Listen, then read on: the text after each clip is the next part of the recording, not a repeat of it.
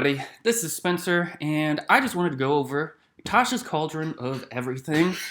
Hopefully tell you guys, give you a little sneak peek what I know, what I've found about this book, and give us a little more information than what's just on the D&D homepage. But that's where we're going to start, is the D&D homepage, because that's where I learned about this one. It doesn't give us much on the D&D homepage. It says expanded spell subclasses, including the Artificer, which appears in this book. I do know that the Armorer subclass is being added to the Artificer book, as well as new invocations. I'm curious to see if they've updated any of the other subclasses within the Artificer, if they've changed anything else. I'd be interested to see. The Artificer is a weird class. I have seen people play it very differently than how it's originally imagined. I've seen nature-based artificers that have kind of shrubs and wooden little totem kind of creatures that act as their, instead of their mechanical machines that most players play their artificers as. So it is definitely an interesting class. More character options. It says, delve into a collection of new class features and new feats, and customize your character's origin using straightforward rules for modifying a character's racial traits. So I think this is interesting. I think it plays a little bit more into your background, where you grew up, where you came from, which would, I think it's another viable way of determining your starting stats. I'm interested to see how that plays out. As for the new feats, I know in the Unearthed Arcana, they've had class-centered feats. They've had a few new racial feats. Excuse me. I would like to see some more racial feats for all the other races that we have. Turtles, furbolgs. I mean, I love the racial feats that are within Xanathar's guide. The orc ones, the tiefling ones, the elf ones. I see a lot of people use those feats. I would like to see more for the other races that we have. A turtle feats could be something to do with like your shell or something, or I don't know. I'd like to see that. I'd like to see some variation, like where you're a more unique person within your race, where you call upon something more deeper that's innately built within you because of your origins. I like those feats. Introducing group patrons. I also love this. It's a very easy way, I think, to unify a party, especially if you have a bunch of people sitting down at a table. It's like, why are you here? You're a bunch of adventurers. That doesn't tell me anything. It's like, how did you come together? Were you all in the same town? Like, why are a bunch of random people together to begin with? What brought you together? Having a group patron, I think, helps solidify that. I hope it does. That's what I'd like to see from this. Or maybe it just has rules for if your group gains a patron, what benefits that might entail. Not sure, but hopefully we can find that out. Spells, artifacts, and magic tattoos. I don't know. The Unearthed Arcana that had the magic tattoos, I wasn't too thrilled about. I do hope they change it from when they had it. I know that there's also the Eberron. They have like the dragon marks. I'm curious if they're going to go that route with it. Again, I don't know. It's one of those ones where it's like, it could be something, it could not be. I don't know if you can just, I know like in, Critical Role, they have magical tattoos, and it was literally just I believe a +1 to an ability stat. If you got a tattoo of like certain like emerald or diamond or something, and like dust tattooed on your skin, like not got like eyeshadow kind of Critical Role mask going on, and she got like a bonus to charisma, I believe, or maybe perception. I can't remember which. But the Jester, I think, got wisdom with her chest tattoo, and then Bo got intelligence with her neck tattoo.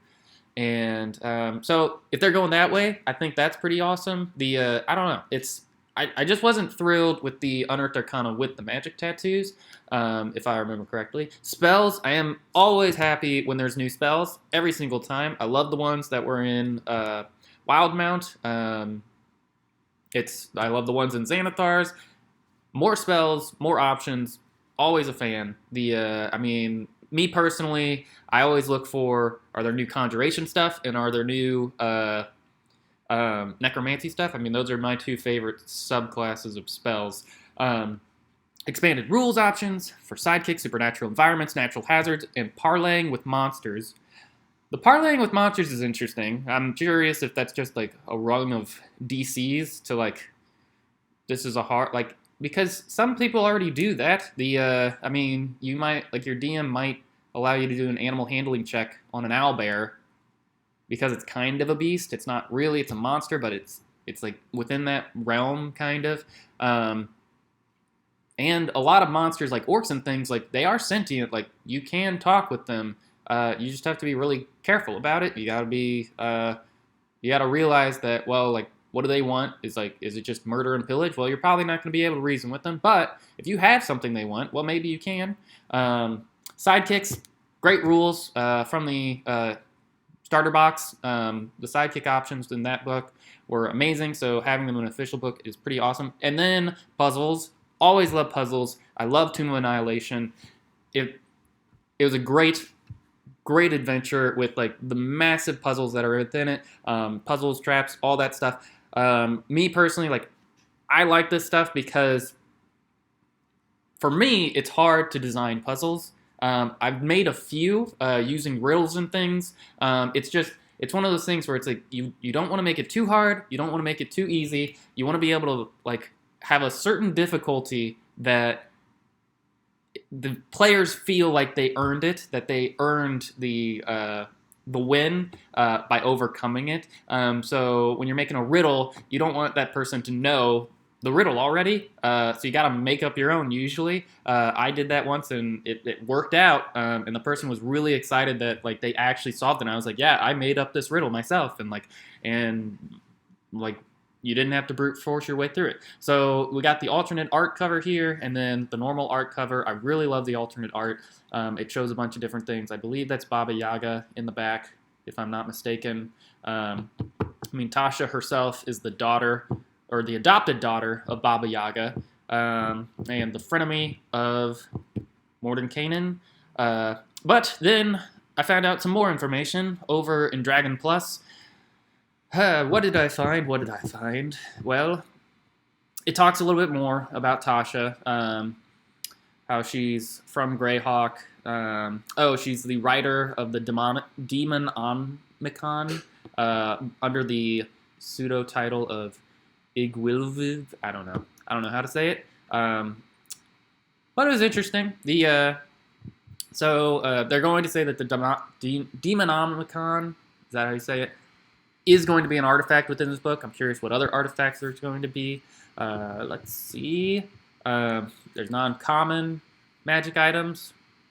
So that's interesting. They had a few of those in Unearthed Arcana, or not, in Xanathar's Guide, like the Cloak of Billowing. I do love those types of things. Like, they're throwaway items that you can give to people that are like, oh, this is kind of cool. Like, low-level items that, like, they don't really do anything super game-breaking or anything, but it's always really cool to, like, if you're level 1 to 5, and you're in a little dungeon, and then you get, like, a blade of the moon or something, and all it does is, like, glow light within 5 feet.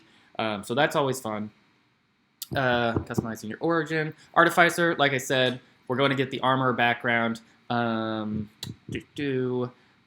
feature variants. One of the best Unearthed Arcana that came out is going to be included. Group patron, sidekicks, artifacts, supernatural environments. I'm not too thrilled about the supernatural environments. It's not my thing. It's just, it's one of those things where it's like, all right, like, I have to read it. Like, there's nothing as of yet. Like, obviously having extra stuff is always great, but there's nothing as of yet that I truly am looking forward to that one. This was a link that one of my friends sent me for more information. It was a Facebook post that someone made. And like I said, I was just mostly just trying to find as much information on this as possible. And I'm wondering, I think it is within this one. Yeah, we got some pretty awesome art that's in here. I'll show off some of that they posted. You got the walking hut. You got Baba Yaga in the background. A satyr, it looks like. Baba Yaga, Tasha's adopted mother, watches closely over the young witch. Yes. So, going further. Here's one. So this is what I found out. A suitable ticked-off wizard zaps a troglodyte with Mind Sliver, one of the several psionic spells featured in the book. So we're getting psionic spells. It's not a big surprise if you follow Unearthed Arcana. Sorry about the record button. But that tells me we're probably going to get the psionic, at least the 3 psionic subclasses for Rogue, Fighter, and Wizard, unless they changed it again. I think they had a psionic sorcerer as well. I can't remember, but Mind Sliver was one of the cantrips that was a psychic cantrip. They had a bunch of other psychic spells, so we're probably going to get a bunch of those. I hope not all the spells are psychic. I hope we do get other options. But it does tell me that many of the subclasses are likely going to be psychic focused. I'm curious as to if this is a preamble to maybe a jaunt into Dark Sun, because psionics are heavily influential in Dark Sun, so that'd be pretty awesome as a place to go. Aside from that, I know also, I don't know entirely where, I didn't mark it, but somewhere within here, in this article, they also mentioned that they are revamping the Bladesinger within the book. So that's interesting. I know a lot of friends that play the Bladesinger, so that's I'm curious what they changed. I mean, it could be something just as simple as, well, it's not just central to elves now. I don't know. Maybe I don't know if they're going to nerf it, if they're going to make it better. I don't know. It's one of those things where it's like, I've had a lot of people play Bladesingers and not really had problems with it. Maybe there's something broken within it that I'm not aware of. But yeah, that's just another one that's going to be thrown in there. So, yeah, tell me. Hopefully, this gives you a great rundown of what to expect. Hopefully, we get more. Obviously, I'm looking forward to the next book coming out, Icewind Dale, and but I'm always interested in more class options, more player options. Definitely going to get this book. If you know of any links, if you know of any sites that have more information about what to expect, even more art that is within the book that's been released, I would very much appreciate it. Like I said here, I can click on Dragon Plus Magazine. There's more in here that you can read. So this is Wiley Beckert, and apparently, I don't know if she's the artist or writer, but she is... This goes into a lot of her background and some of the choices that they've made with some of the art that they've done for the book and such. So yeah, just a little bit more to read. Nothing substantial for the actual book itself. But again, cool nonetheless. Maybe you might gain a little insight. Maybe there's something within the cover art that, like hidden secrets and stuff that, you might be able to glean from it. But yeah, hopefully you liked this video. If you did, remember to like, comment, and subscribe. Hopefully I can make some more videos like this. If you like it, please let me know. And again, tell me what you find. If you have any, hidden gems on like different places that are posting things about this. Like I said, my sources typically are Dragon Plus Magazine, D&D Homepage, and every once in a while a random Facebook article pops up that has more information. So thank you again, and I will see you guys in the next video. Bye.